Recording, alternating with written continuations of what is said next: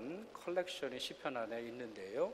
시편 113편에서 시편 118편까지의 내용이 할렐루야, 여호와를 찬양하라, 이런 말로 시작하기도 하고 끝나기도 하고, 때로는 이 단어가 없습니다만 그 내용으로 여호와를 찬양해야 하는 이유를 고백하고 있죠. 유대인들은 이 찬양을 매우 좋아합니다.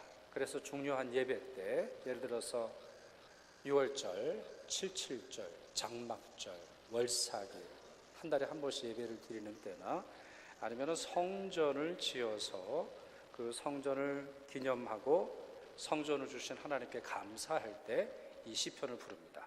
시편 113편에서 시편 118편까지. 오늘 이 시편을 지은 시인은 아마도 죽음의 위기에서 하나님께서 구원해 주신 은혜를 경험했던 것으로 보입니다.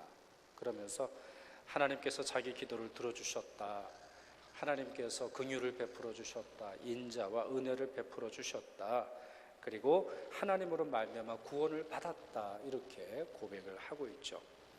그러면서 시인은 다음과 같이 묻고 있죠. 저희가 조금 전에 읽었던 구절인데요. 내게 주신 모든 은혜를 내가 여호와께 무엇으로 보답할까? 그러니까 11절까지 나오는 내용을 압축하면서 이 모든 것이 은혜였다. 내 기도를 들어주신 것, 사망의 큰 고난과 어려움에서 구출해 주신 것, 은혜와 은총을 베푸셔서 나를 구원해 주신 것이 은혜였다. 그렇다면 이제 나는 어떻게 하나님의 은혜를 보답할 수 있을까? 이렇게 스스로 질문하고 스스로 결심하는 내용이 이제 그 후반 부분에 나와 있습니다. 오늘 저는 이 후반부 내용 중에서 몇 개의 문장, 몇 개의 이 시인이 하고 있는 결심, 이 내용을 여러분하고 함께 나누려고 합니다. 먼저는 13절인데요. 그 말씀 이렇죠.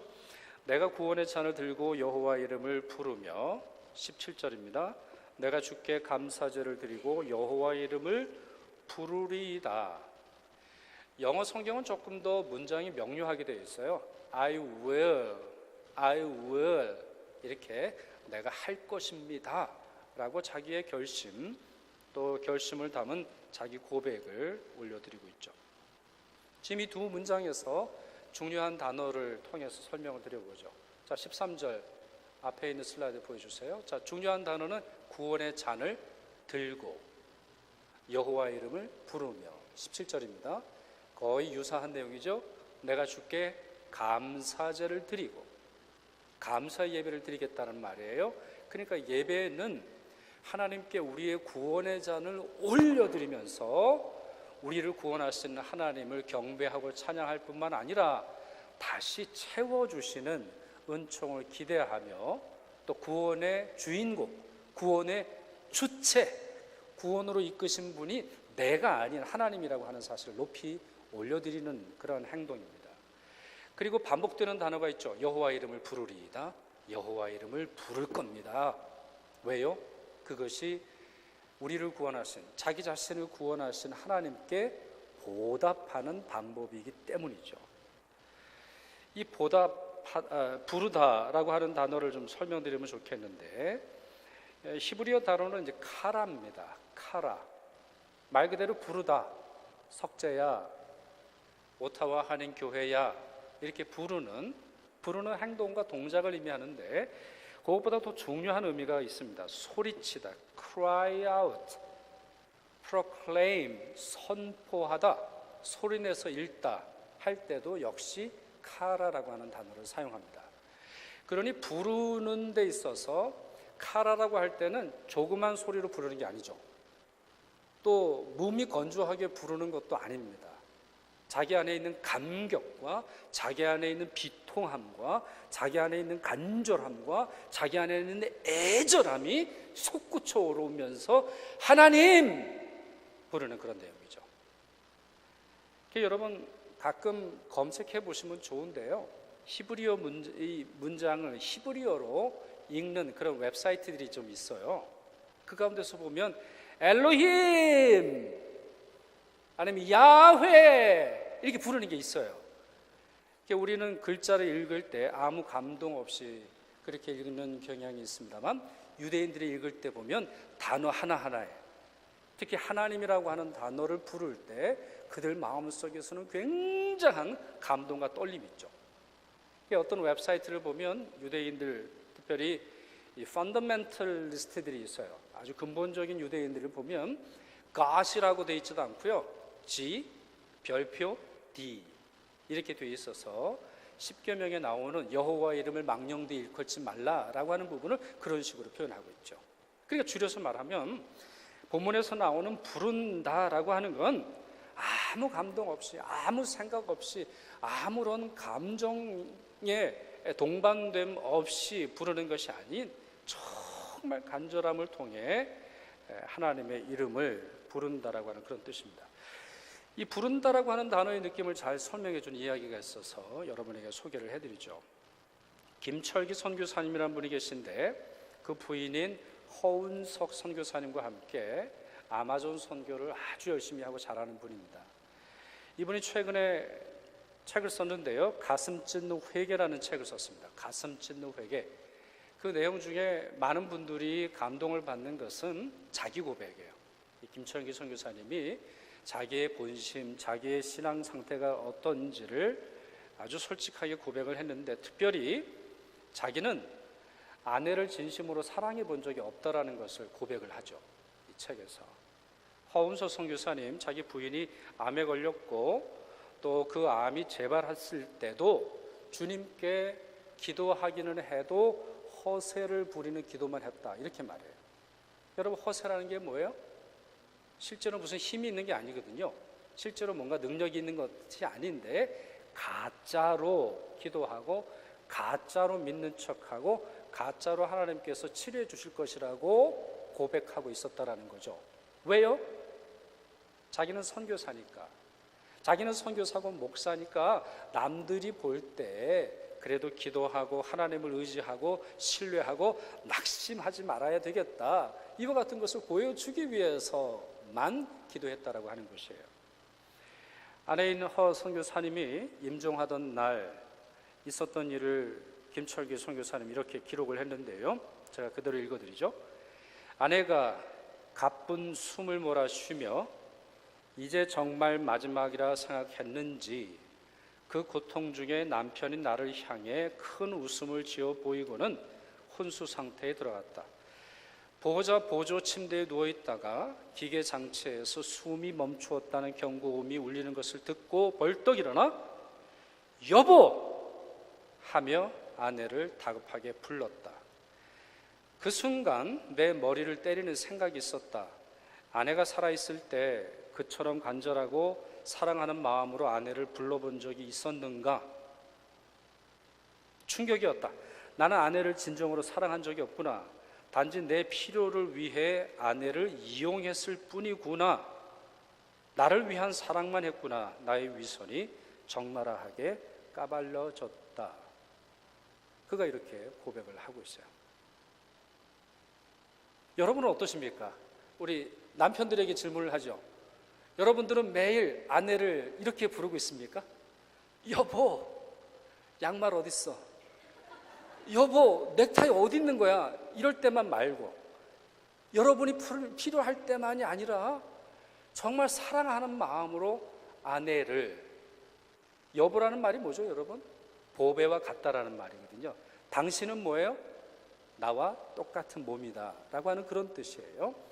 그러니 아내의 이름을 부르던 여보 부르던 이와 같은 마음으로 정말 생의 마지막 순간에 부르는 것처럼 불러본 적 없는 남편의 마음, 잘 표현이 되어 있죠.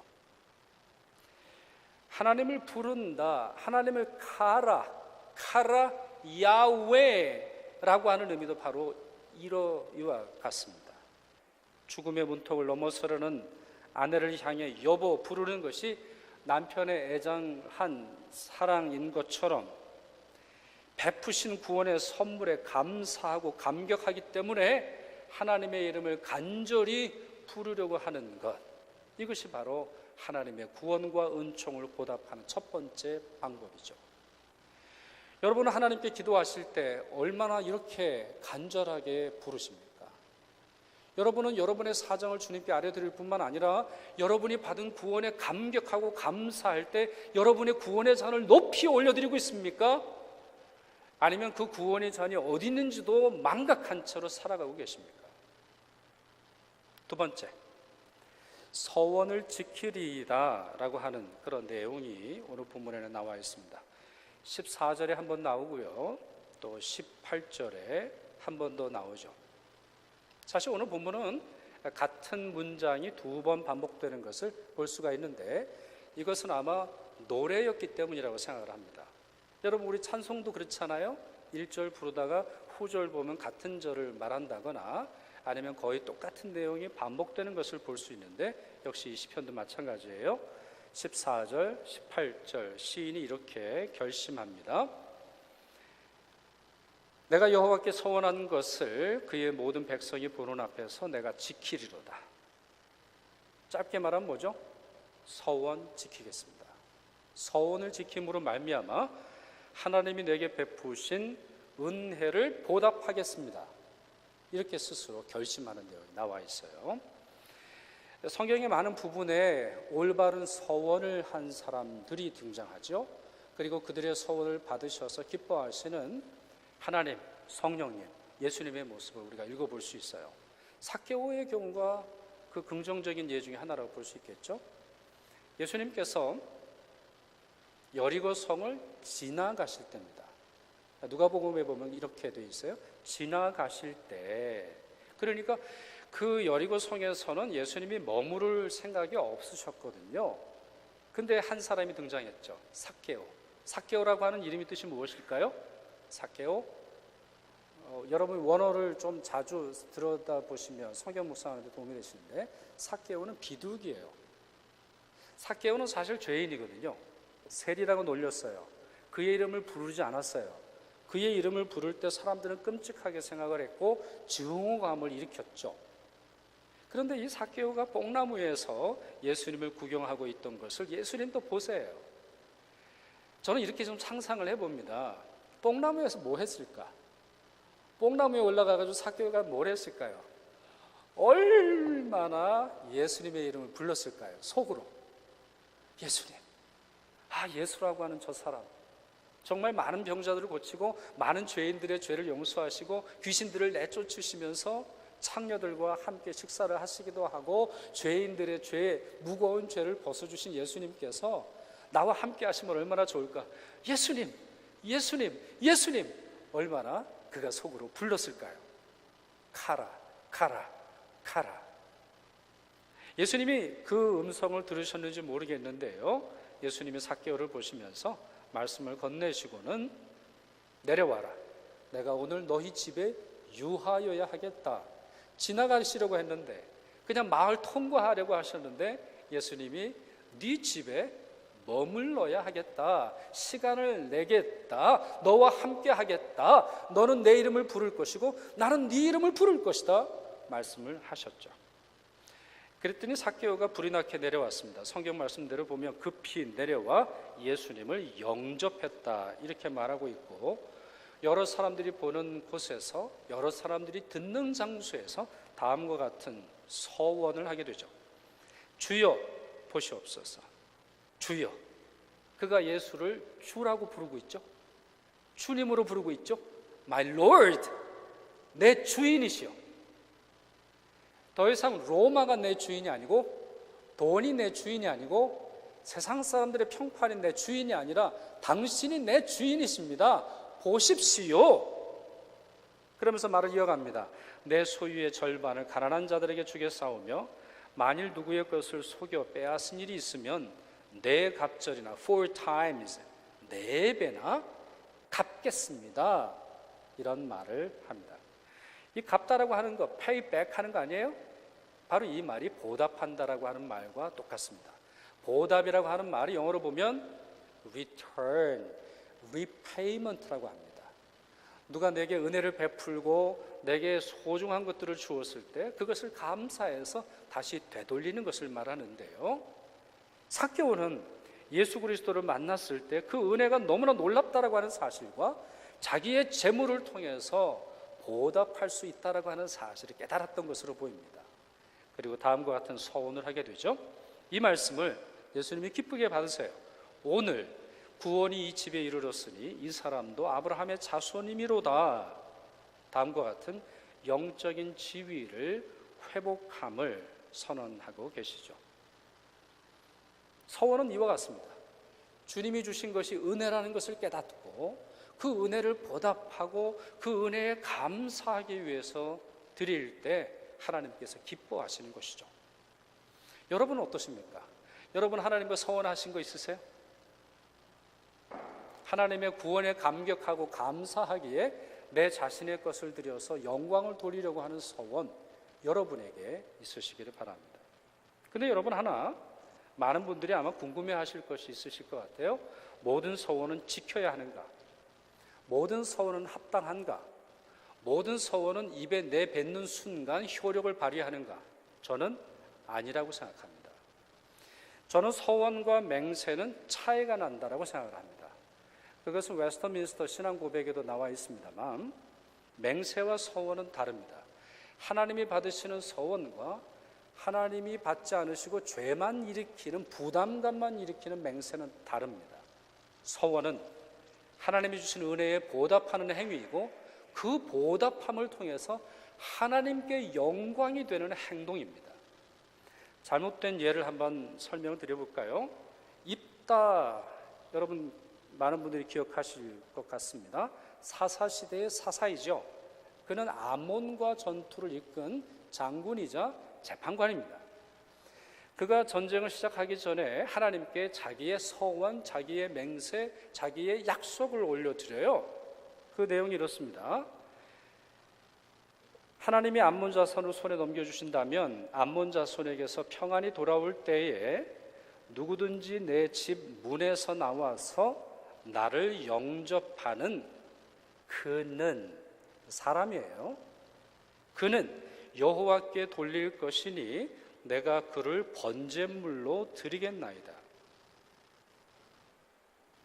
이후 전쟁에서 그는 승리했고요. 집으로 돌아왔고 자기를 처음으로 맞이한 무남동녀 딸을 제물로 드립니다. 여러분 이 서원이 올바른 것입니까? 성경은 이 서원이 올바른 것으로 우리에게 가르치고 있는 겁니까? 내뱉는 모든 서원은 자기 딸을 불태워 죽이는 한이 있더라도 지키라고 우리에게 가르쳐주는 본문입니까? 아닙니다. 철저하게 잘못된 서원, 첫째, 여러분 사람을 태워 죽이는데 어떻게 하나님께 영광이 될 수 있습니까? 둘째, 매우 본질적인 것인데 그는 매우 거대한 착각을 하고 있어요. 이것은 많은 사람들에게도 마찬가지인데 하나님께서 내 기도를 들어주신 건 내 서원 때문이다 이렇게 생각을 합니다. 여러분들이 병에서 고쳐주신다면 하나님 집을 드릴게요. 제 아이를 고쳐주신다면 제 아이를 드릴게요. 저희 집 어려움이 생겨서 문제가 생겼는데 이 문제만 해결해 주신다면 제가 헌신할게요. 하나님이 여러분의 재물, 여러분의 시간, 여러분의 아이, 여러분들의 집이 탐이 나서 그것을 원하기 때문에 여러분의 기도에, 여러분의 소원에 응답하시는 거예요? 아니에요. 오해하지 마세요.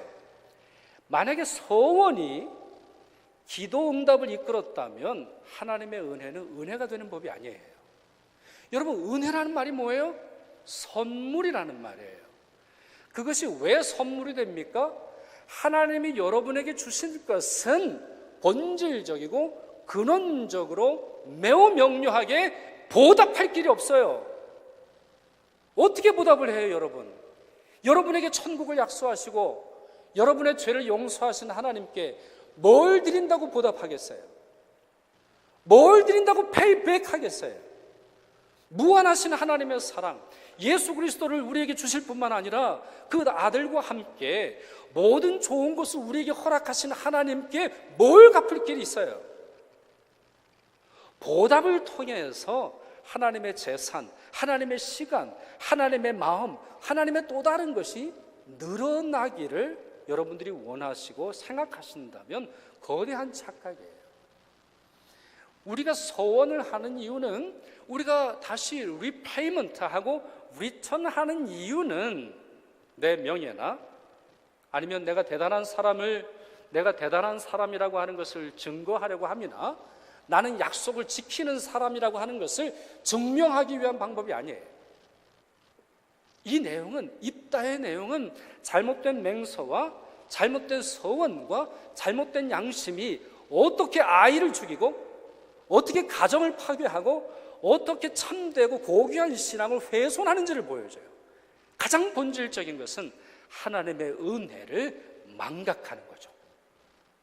마치 자기 자신이 서원을 했기 때문에 하나님이 자기 민족을 고쳐주시고 하나님이 자기 민족을 지켜주신 것처럼 오만한 행동을 보이고 있어요. 아니에요. 그러면 여러분, 서원은 왜 필요한 건가요? 서원은 왜 하나님께서 받으시는 것이고 서원은 왜 지키라고 하는 것인가요? 저는 이렇게 생각합니다. 그 서원은 하나님의 은혜를 기억하기 위한 가장 좋은 방법이에요. 저도 짧게 간증을 하면 몇 차례 했습니다만, 저도 저희 어머니가 서원 기도를 해서 목사가 됐어요. 제 눈이, 한쪽 눈이 장님이 된 적이 있었는데요. 그때 저희 엄마가 제 허락도 안 받으시고 소원 기도를 하셔서 하나님이 저를 이제 붙들어 주셨죠.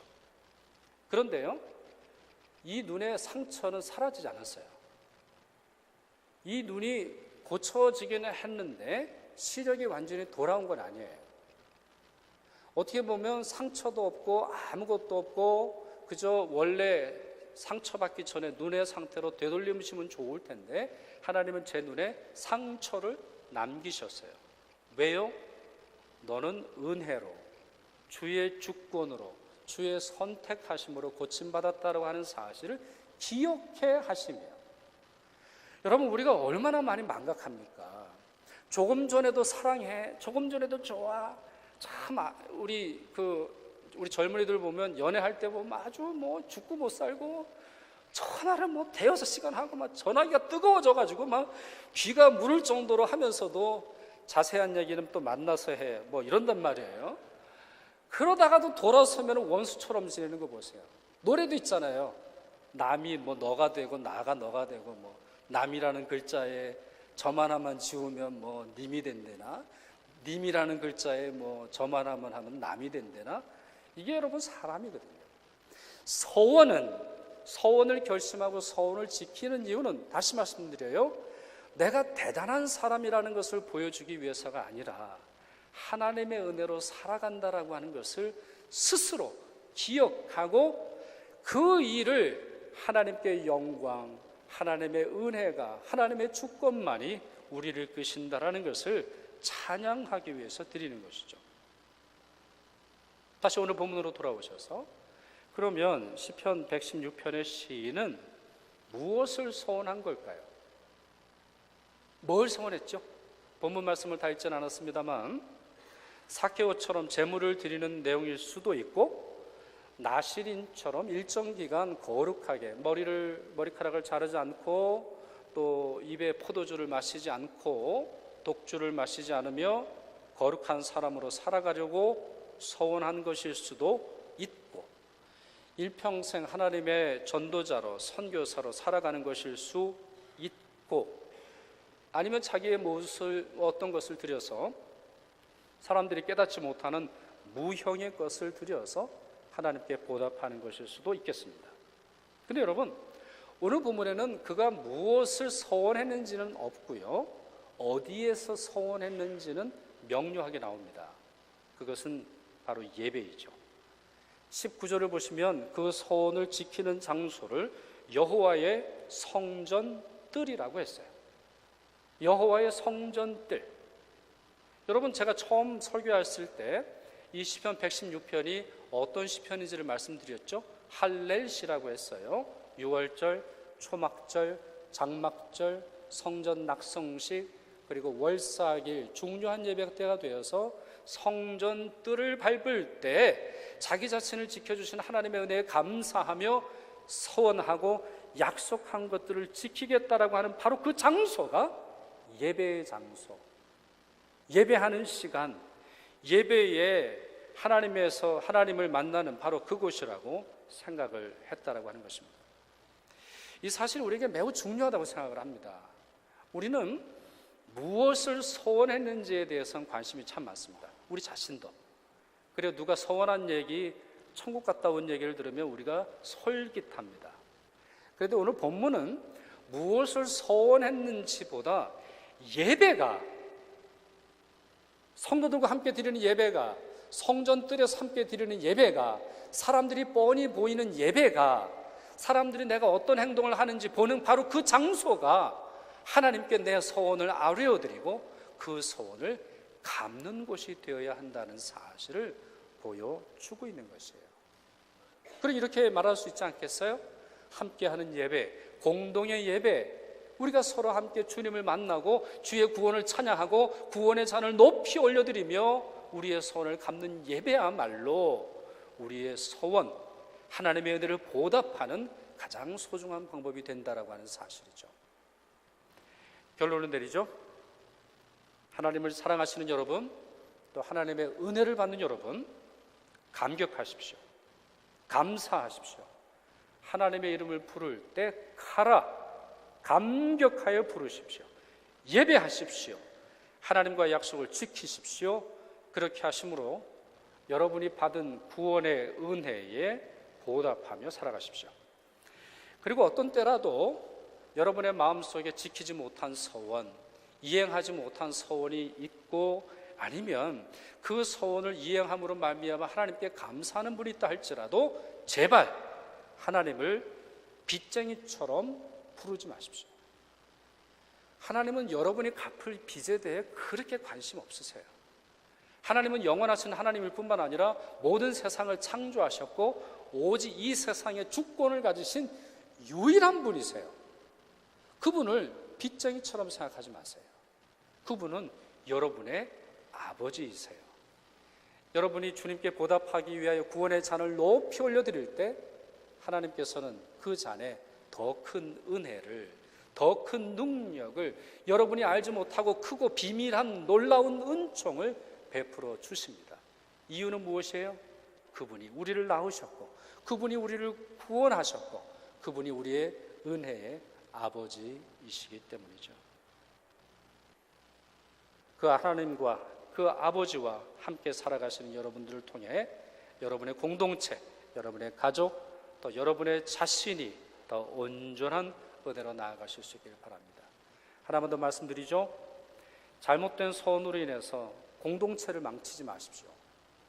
잘못된 소원으로 인해서 가족들을, 자신을 파멸에 이끌지 마십시오. 여러분이 하신 소원이 참된 것인지 주님께 물으시고 참된 것이라면 지키십시오. 참되지 않은 것이라면 주님께 회개하시고 잘못된 입술의 고백을 용서해달라고 말씀하시고 참된 소원을 하실 수 있도록 은총을 구하십시오. 기도하겠습니다.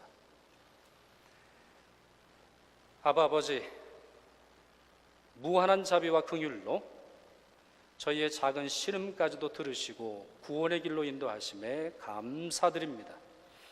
하나님의 은혜를 기억하고 조금이라도 보답하려는 저희의 마음과 헌신과 서원을 받아 주시옵소서. 때로는 무딘 입술과 식어져 버린 열정으로 주님 앞에 설 때가 있사오나 성령의 은혜를 허락하사 구원의 감격을 회복하고 예배의 열정을 되찾으며 살아있는 산제물로 저희의 삶을 드리도록 이끌어 주시옵소서. 우리 주 예수 그리스도의 이름으로 기도드리옵나이다. 아멘.